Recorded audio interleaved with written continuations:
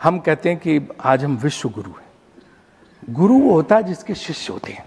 यहाँ हम आश्रम खोल के बैठे, एक भी शिष्य नहीं है, शिष्य एक भी नहीं है, गुरु आश्रम खोल के बैठे हुए हैं।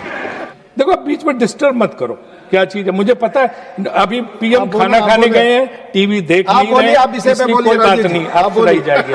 आपसे अच्छा काम तो हमारी आईसीसी ने किया। हमारा विवाद हो गया था वही क्रिकेट मैच को लेके, तो आईसीसी ने बातचीत करके पाकिस्तान, बांग्लादेश सबको बिठा के मामला सुलझा लिया। तो विदेश आपकी सरकार से ज्यादा अच्छा काम तो आईसीसी कर रही है। तो कुछ ऐसा ही सीखो ना। मुझे याद है यूनाइटेड नेशंस में डेलीगेशन गया था, हमारे भाजपा के मित्र सब थे, यहाँ कुछ बैठे हैं, तो वहाँ पे ट्रंप का रिजल्ट आ रहा था, वो जीत रहा था और ये लोग इतना खुश थे कि वहाँ होटल जो था यूएन प्लाजा, वहीं से उन्होंने कहा मिठाई नहीं मिली तो केक खरीद के बांटने लगे कि अब ट्रंप आ गया, हमारी जय जयकार, हमारा बड़ा मदद होगा, बहुत अच्छा रहेगा। और आज उसने ऐसा केक खिलाया कि हम सब लोगों को पता चल रहा है कि क्या बुरा हाल हो गया। तो इसलिए हमें जो है इस बात का ख्याल रखना चाहिए, हमें इस बात का ख्याल रखना चाहिए कि किसी से भी गलबैयाँ करो तो जो कहते हैं ना उनका। दूसरी जो इम्पोर्टेंट बात है कि अमेरिकन कृषि मंत्री खुद ट्रंप साहब का जो ट्वीट है, व्हाइट हाउस की प्रवक्ता, उसने खुद कहा कि अमेरिका के बहुत बड़े फायदे में है, कृषि उत्पाद भी उसने बताए हैं और ये बोला है कि तमाम चीज़ों में हमें बहुत राहत मिली है। एक चीज़ कल उन्होंने जयराम ने उठाई थी, टेक्सटाइल वाली, 5% पे कपास, 5% सिर्फ ड्यूटी पे कपास बांग्लादेश को मिलेगी, अमेरिकन कपास।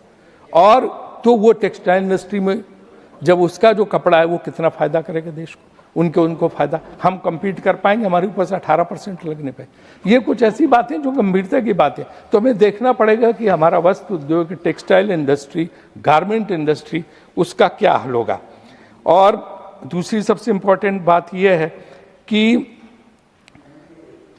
जो कंपल्सरी बाएंगे $500 बिलियन की, अब अगर हम रूस से तेल खरीदने को मजबूर हैं, कल हमने पूछा था, हमारी मीटिंग थी, तो उन्होंने बताया कि हम बहुत ज़्यादा रूस से तेल नहीं खरीदे, $2 बिलियन का खरीद रहे थे सब जगह, लेकिन अब वो कह रहे हैं वहाँ से कुछ मत खरीदो, आपको वेनेजुएला वाला तेल लेना पड़ेगा। वेनेजुएला का तेल जो है, एक तो ट्रांसपोर्टेशन कास्ट, क्या कल हमारी मीटिंग वो बोल रहे हैं स्टैंडिंग कमेटी की बात जो है ना, और ट्रम्प चाचा ने खुद बताया है ना, वेनेजुएला से आपको लेना होगा।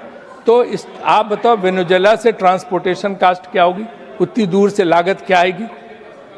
एक ईरान, रशिया, उनसे तो बहुत ज़्यादा लागत होगी। दूसरा उनका crude oil, thick crude oil है, हमारी कौन सी रिफाइनरी उसको प्रोसेस कर पाएंगे आप? इंडियन ऑयल वाली तो कर नहीं पाएंगे, प्राइवेट कोई रिफाइनरी प्रोसेस कर से समझ में आता है। तो ये सारे एस्पेक्ट, इसमें मतलब तेल महंगा होगा, पेट्रोल डीजल और महंगा होगा, आप जान लीजिए। इससे मुझे ये बिल्कुल साफ साफ पता।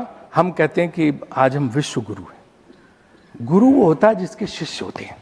यहाँ हम आश्रम खोल के बैठे, एक भी शिष्य नहीं है, शिष्य एक भी नहीं है, गुरु आश्रम खोल के बैठे हुए हैं। अभी जो यार नीरज प्लीज चुप रहो, कुछ नहीं करेंगे तुम्हारा, शांत रहो है। तो ये जो है, आप बताओ जब युद्ध हुआ, किसी एक देश ने, छोटे मोटे देश ने हमारे सपोर्ट में बयान दिया?